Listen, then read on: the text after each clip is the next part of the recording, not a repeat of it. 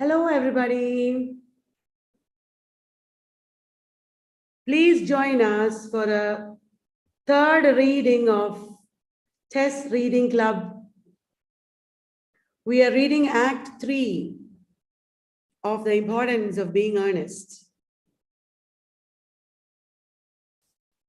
Test Reading Club has taken up the task of reading classics so that our friends in YouTube can read along with us these classics. For all students and enthusiasts of English literature, it is extremely important that they read texts. So our students at TESS took this opportunity of being together at TESS and they started the reading club. Nirmala, a man of metal, Tejender, Bharti Dasan, Neha, Kalyani, Nirmala, all of you, welcome to this program. I hope you will look at the screen and read along with us. We are reading Oscar Wilde's Importance of Being Earnest, Act 3. You want us to read Tess? Right now we are reading plays. We will also read Tess Janani. The narrator today is Reshma. Everybody please mute yourselves. And when your time comes, you can unmute yourself. Please mute yourselves, everybody. Only when you are reading, you should unmute yourself. Okay? We are starting to read. Over to you, narrator Reshma. Thank you, ma'am. Importance of Being Earnest, Act 3. Scene. Morning room at the manor house. Gwendolen and Cecily are at the window, looking out into the garden. The fact that they did not follow me at once into the house, as anyone else would have done, seems to me to show that they have some sense of shame left. They have been eating muffins. That looks like repentance. They don't seem to me notice us at all. Couldn't you cough? But I haven't a cough. They are looking at us. Why differently? They are approaching. That's very forward of them. Let us preserve a dignified silence. Certainly. It's the only thing to do now. Enter Jack, followed by Algernon. They whistle some dreadful popular air from a British opera. This dignified silence seems to produce an unpleasant effect. A most distasteful one. But we will not be the first to speak. Certainly not. Mr. Worthing, I have something very particular to ask you. Much depends on your reply. Gwendolen, your common sense is invaluable. Mr. Moncrief, kindly answer me the following question. Why did you pretend to be my guardian's brother? In order that I might have an opportunity of meeting you. That certainly seems a satisfactory explanation, does it? Yes, dear, if you can believe him. I don't, but that does not affect the wonderful beauty of his answer. True, in matters of grave importance, style, not sincerity, is the vital thing. Mr. Worthing, what explanation can you offer me for pretending to have a brother? Was it in order that you might have an opportunity of coming up to town to see me as often as you are possible? Can you doubt it, Miss Fairfax? I have the gravest doubt upon the subject, but I intend to crush them. This is not the moment of German skepticism. Their explanation appeared to be quite satisfactory, especially Mr. Worthing's. That seems to me have the stamp of truth upon it. I am more than content with what Miss Moncrief said. His voice alone inspires one with absolute credulity. Then you think we should forgive them? Yes, I mean no. True, I haven't forgotten. There are principles at stake that one cannot surrender. Which of us should tell them? The task is not a prison fund. Could we not both speak at the same time? An excellent idea. I nearly always speak at the same time as others people. Will you take the time for me? Certainly. Gwendolen beats time with uplifted finger. Gwendolen and Cecily speaking together. Your Your Christian names are still still an an unsuperable barrier. barrier. That That is is all. all. Jack and Our Alexander. Christian names. Is that Jack- all? Is that all? But we are going to be Christian, We Christian this afternoon. For my sake, are you prepared to do this terrible thing? I am. To please me, are you ready to face this fearful ordeal? I am. How absurd to talk of the equality of the sexes, where questions of self-sacrifice are concerned. Men are infinitely beyond us. We are. They have moments of physical courage of which women know absolutely nothing. Darling, Darling. They fall into each other's arms. Enter Merriman. When he enters, he coughs loudly, seeing the situation.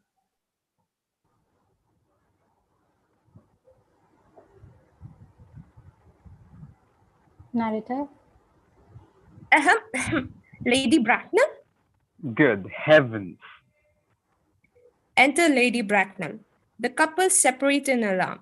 Exit Merriman. Gwendolen, what does this mean? merely that I am engaged to be married to my Mr. Worthing, Mama. Come sit.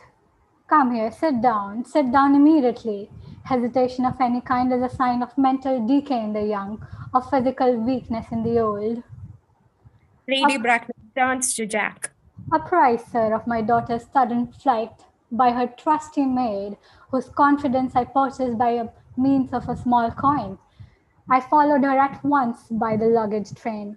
Her unhappy father is, I'm glad to say, under the impression that she is attending a more than usually lengthy lecture by the University Extension Scheme on the influence of a permanent income on thought. I do not propose to undeceive him. Indeed, I have never undeceived him on any question. I would consider it wrong. But of course, you will clearly understand that all communication between yourself and my daughter must cease immediately from this moment. On this point, as indeed on all points, I am firm. I'm engaged to be married to Gwendolen, Lady Bracknell. You are nothing of that kind, sir. And now, as regards Algernon. Algernon, Oh, yes, Aunt Augusta. may I ask if it is in this house that your invalid friend Mr. Bunbury resides? No. Bunbury doesn't live here. Bunbury is somewhere else at present. In fact, Bunbury is dead. Dead?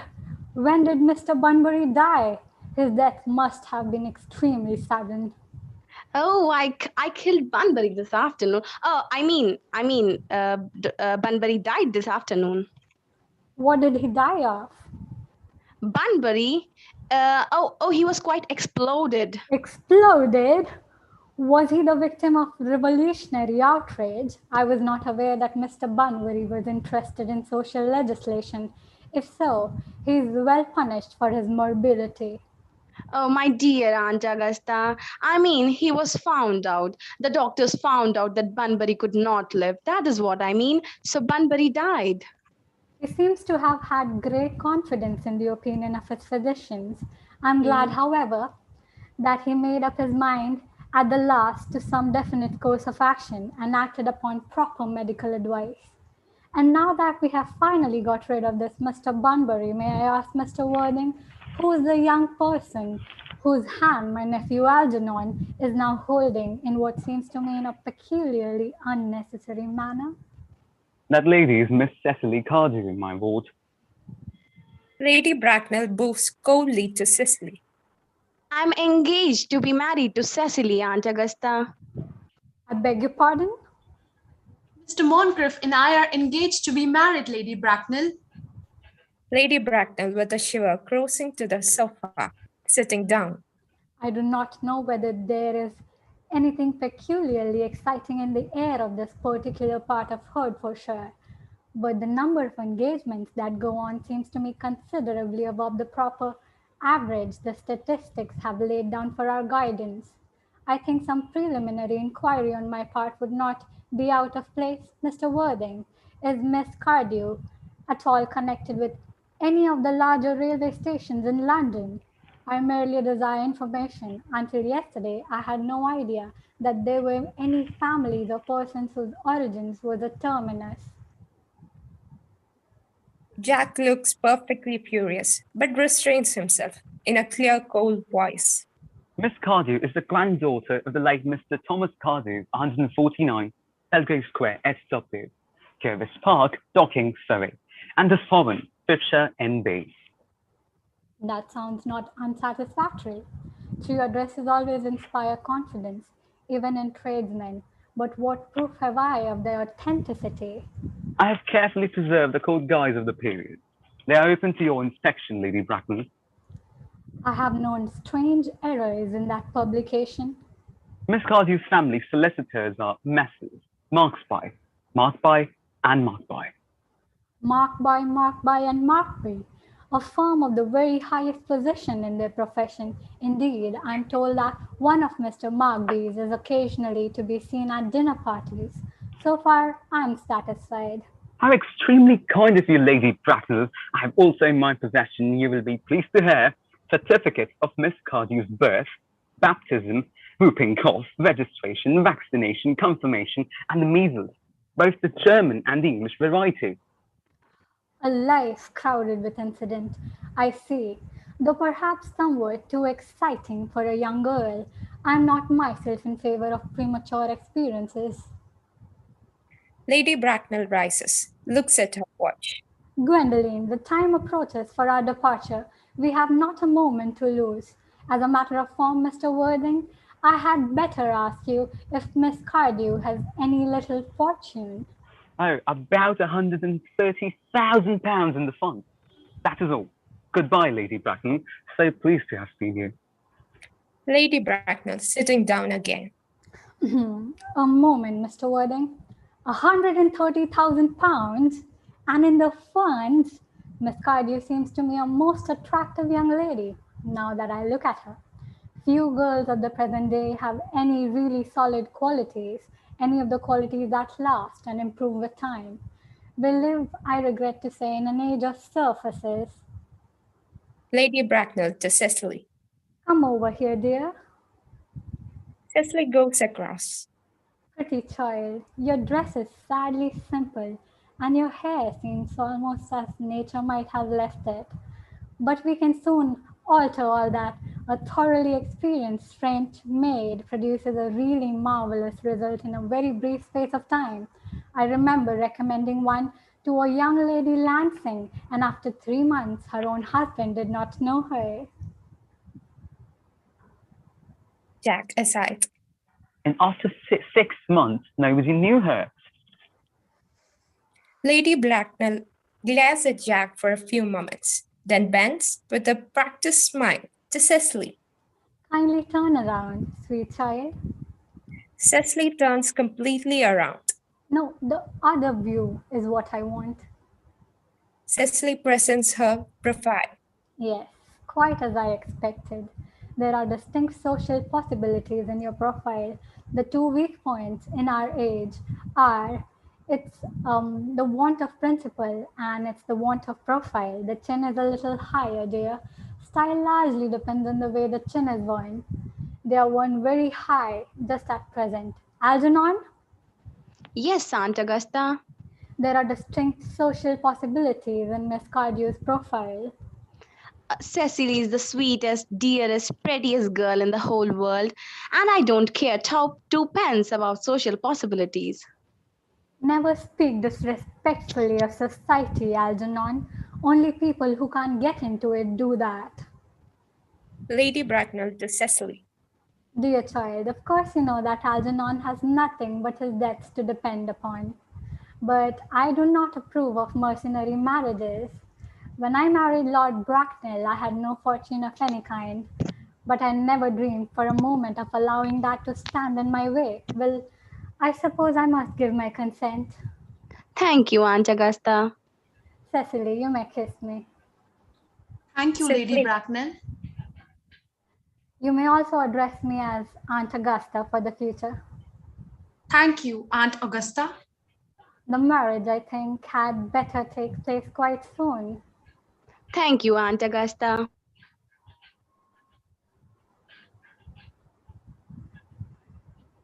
Cecily, Thank you, Aunt Augusta.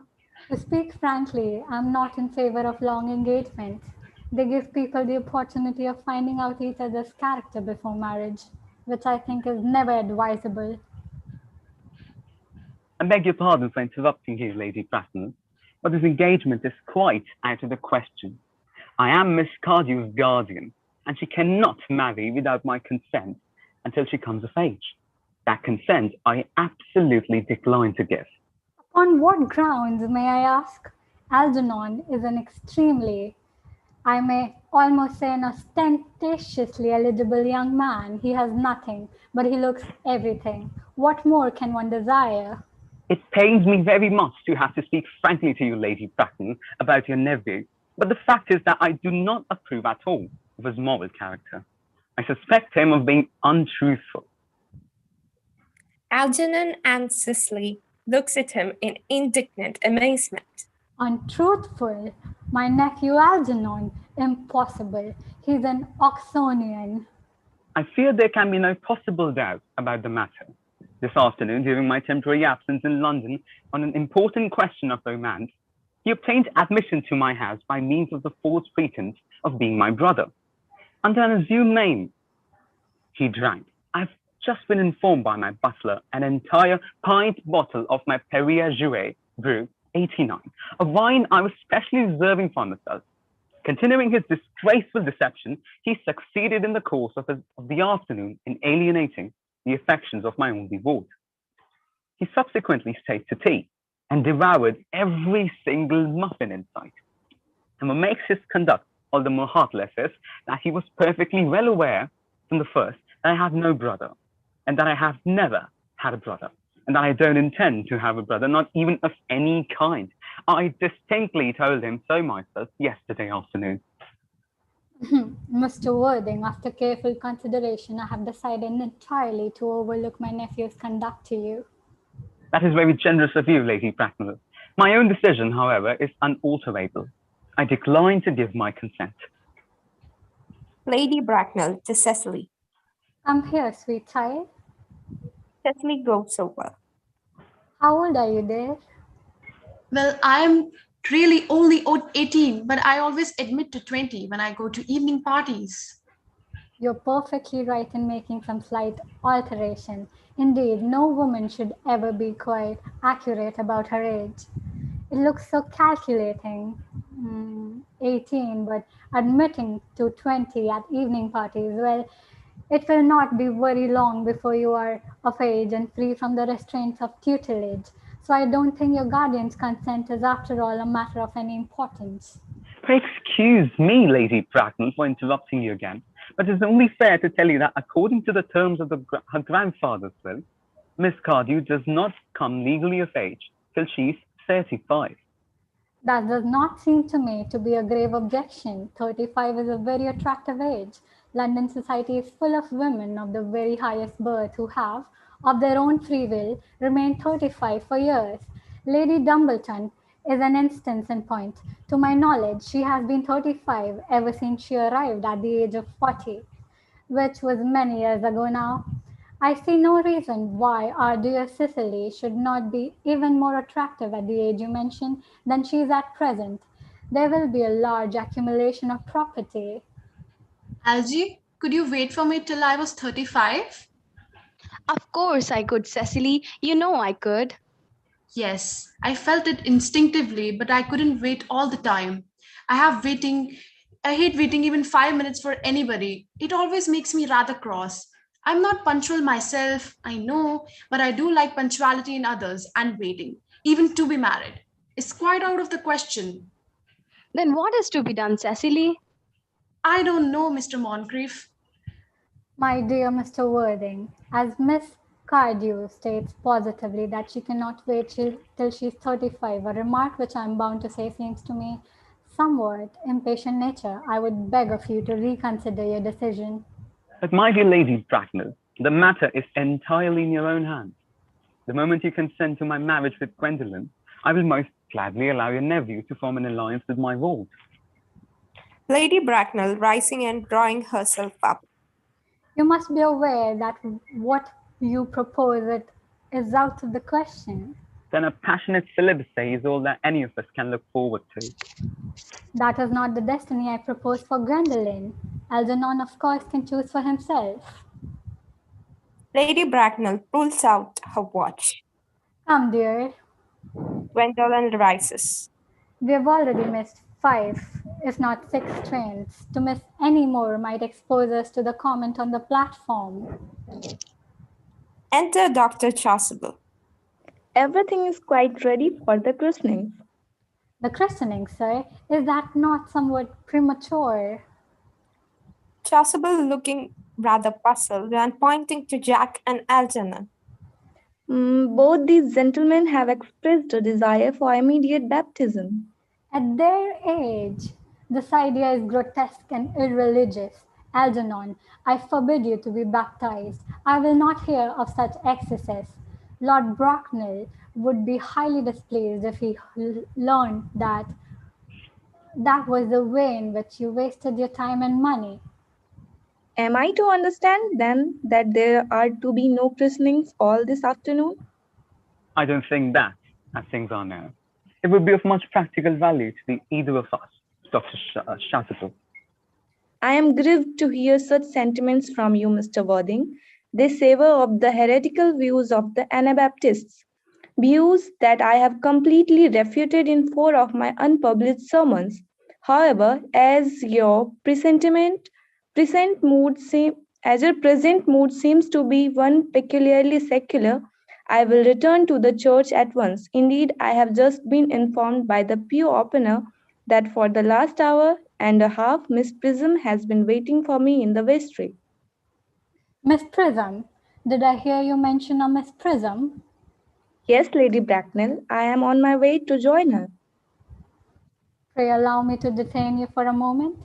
This matter you prove to be of vital importance to Lord Bracknell and myself. Is this Miss Prism a female of repellent aspect, remotely connected with education? She is the most cultivated of ladies and the very picture of respectability. It is obviously the same person. May I ask what position she holds in your household? I am a celibate, madam. Miss Prism, Lady Bracknell, has been for the last 3 years Miss Cardew's esteemed governess and valued companion. In spite of what I hear of her, I must see her at once. Let her be sent for.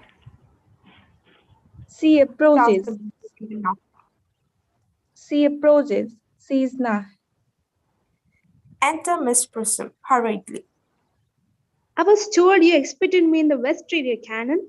I've been waiting for you here for an hour and 3/4. Miss Prism catches sight of Lady Bracknell, who has fixed her with a stony glare. Miss Prism grows pale and quails. She looks anxiously round as if desirous to escape. Lady Bracknell in a severe and judicial voice. Prism. Miss Prism bows her head in shame. Come here, Prism. Miss Prism approaches in a humble manner. Prism, where is that baby? General consternation. Chasuble starts back in horror. Algernon and Jack pretend to be anxious to shield Cecily and Gwendolen from hearing the details of a terrible public scandal. 28 years ago, Prism, you left Lord Bracknell's house, number 104, Upper Grosvenor Street, in charge of a perambulator that contained a baby of the male sex. You never returned. A few weeks later, though the elaborate investigation of the Metropolitan Police, the perambulator was discovered at midnight, standing by itself in a remote corner of Bayswater. It contained the manuscript of a 3-volume novel of more than usually Revolting sentimentality. Miss Prism starts an involuntary indignation. But the baby was not there. Everyone looks at Miss Prism. Prism, where is that baby? Lady Bracknell, I admit with shame that I do not know. I only wish I did.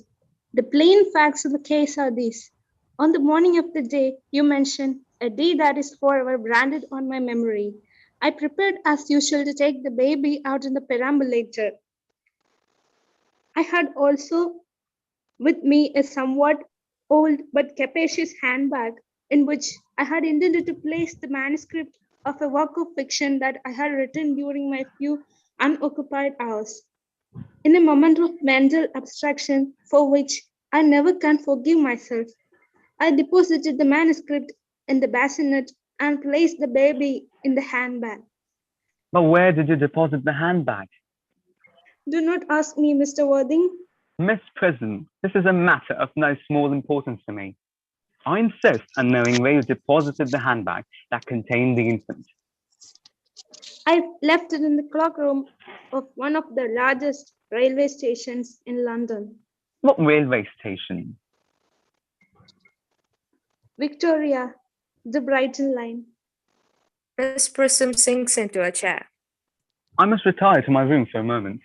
Gwendolen, wait here for me.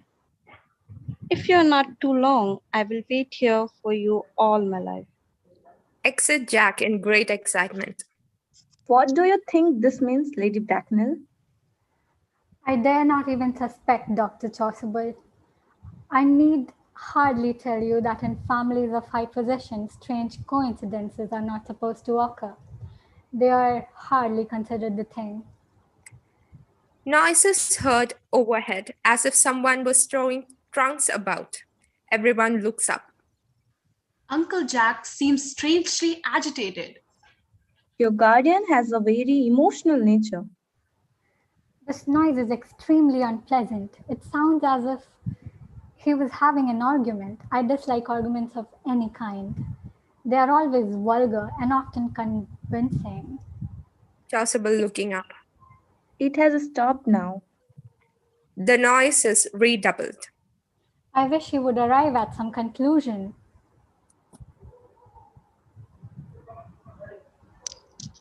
The suspense is Enter- terrible. I hope it will last. Enter Jack with a handbag of black leather in his hand. Jack rushing over to Miss Prism. Is this the handbag, Miss Prism? Examine it carefully before you speak. The happiness of more than one life depends on your answer. It seems to be mine. Yes. Here is the injury it received through the upsetting of a Gower Street omnibus in younger and happier days. Here is the stain on the lining caused by the explosion of a temperance beverage, an incident that occurred at Lennerton. And here, on the lock, are my initials. I had forgotten that in an extravagant mood, I had had them placed there. The bag is undoubtedly mine.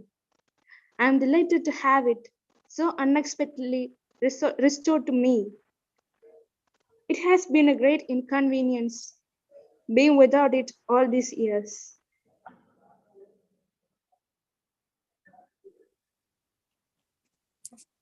Jack in a pathetic voice. Miss Prism was restored to you that this handbag, I was the baby you placed in it. You? Yes, mother. Embracing her. Mr. Worthing, I'm unmarried. Unmarried, I do not deny that this is a serious blow. But after all, who has the right to cast a stone against one who has suffered? Cannot repentance wipe out an act of folly? Why should there be one law for men and another for women? Mother, I forgive you. Jack tries to embrace her again. Miss Mr. Prism. Worthing.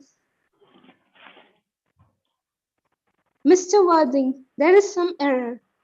There is the lady who can tell you who you really are.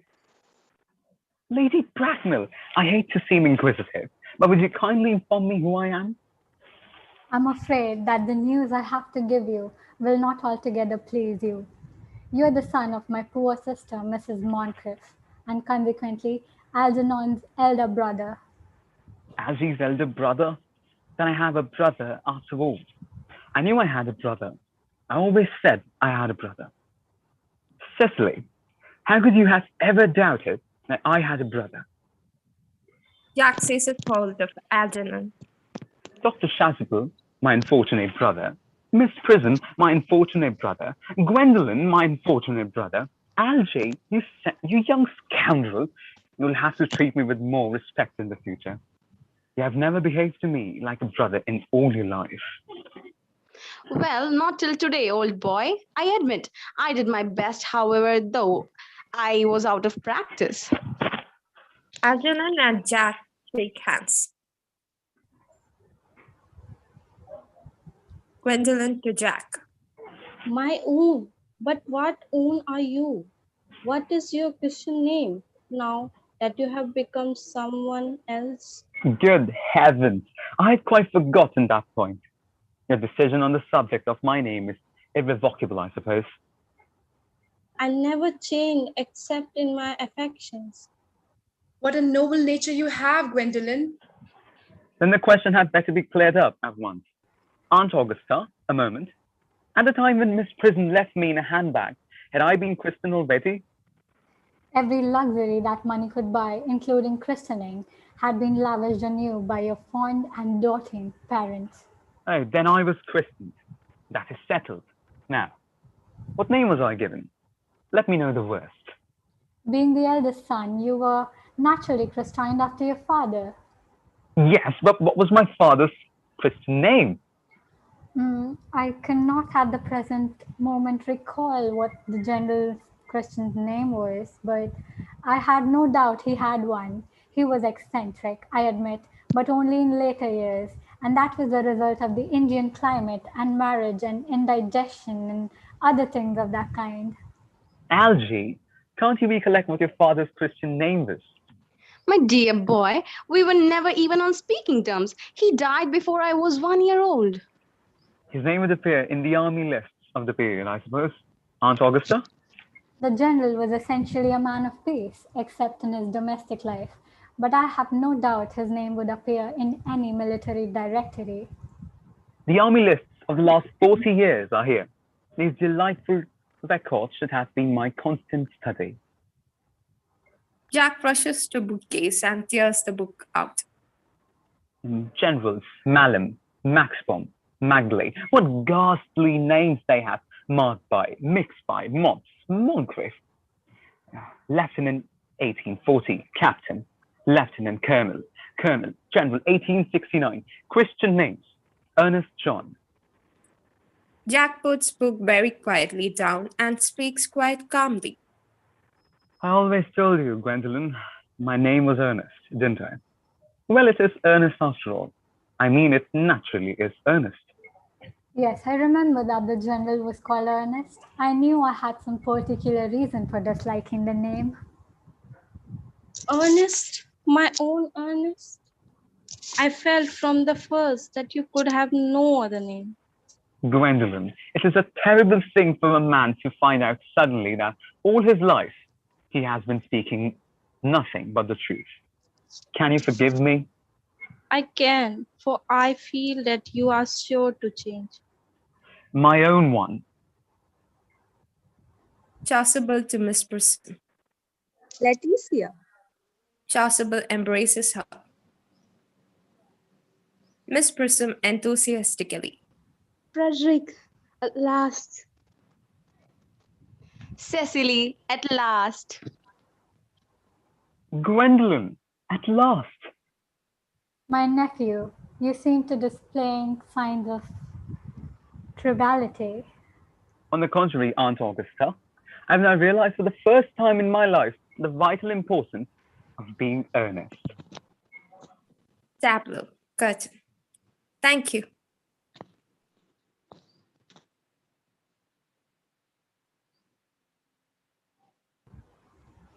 Ma'am, we are done with Act 3.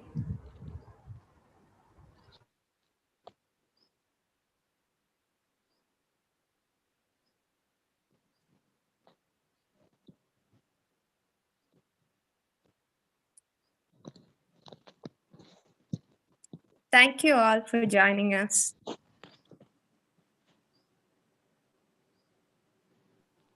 Thank you guys for this amazing reading. People have been watching us in YouTube and they'll be watching us in the coming days. Literature is all about the primary texts. We have to read them. Literature is all about reading together, sharing joy, interpreting. So I hope the readings done by Tess Reading Club will promote reading, will promote the enjoyment of text, which promote sharing. We look forward to reading all the classics, not only from British literature, but also from Indian and other literatures. Please be with us in this joyous activity. Thanks to all the students who participated in this and enthusiastically. Thanks to the people who helped in organizing this program. I'm sure this has a far-reaching impact on English literature studies. Thank you, everybody. If there is nothing left, I will end the program. Is that okay, organizers? Yes, ma'am. Yes, ma'am. Thank you. Yes, ma'am. Thank you, ma'am.